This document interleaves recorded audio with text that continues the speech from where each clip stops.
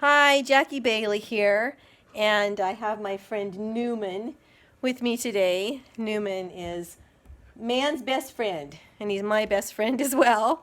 Sad news that my daughter had to make that terrible decision that all dog owners have to make, and that is that when their dog is suffering, they do the compassionate thing and make the decision to not prolong their pain anymore. She had to make that decision yesterday, and it's always heartbreaking. And I have been thinking about how sad that is and how grateful I am to have little companions like this that are little heartbeats at my feet and little angels. It takes me back to a time just before I was to tell, to share my voice and talk about my abuse. I was a young woman with two small children, and one day we had taken our children to what we called a mini zoo trip, which was a trip to a pet store.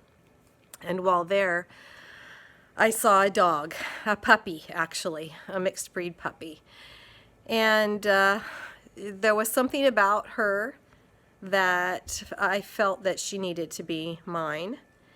And we weren't in shape for a dog. We weren't prepared to have a dog. It wasn't something that we really talked about. But I felt this strong pull to this particular puppy. And my husband said, "No, are you crazy? I don't think so." And we went back home without the dog. And I somewhat threw a fit. I threw a crying fit. I sat in the kitchen and I cried because I felt conflicted and that I knew logically it wasn't right to have a dog, but emotionally it was what I needed. And as I look back on that time, and by the way, I did eventually get the dog.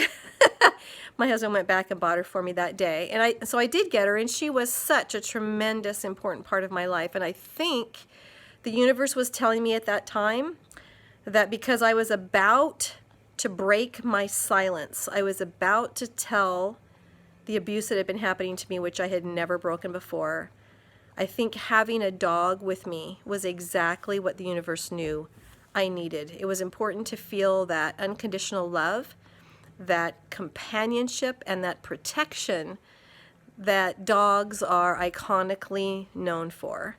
And those are things that many children who are in abusive situations do not have. They don't have that love, they don't have that companionship, and they don't have the protection that they need either.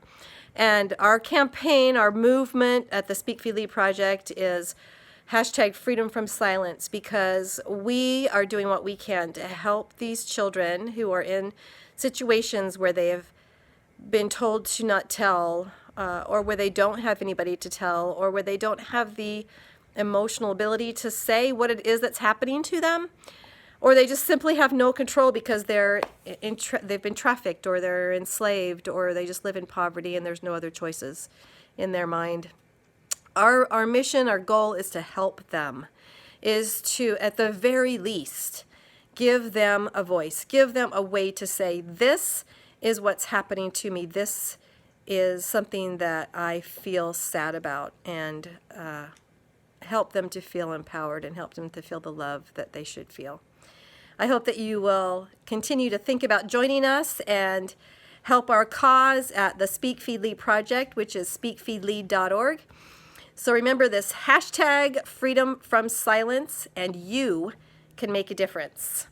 Have a wonderful day, and take your loving companion out for a walk. Bye.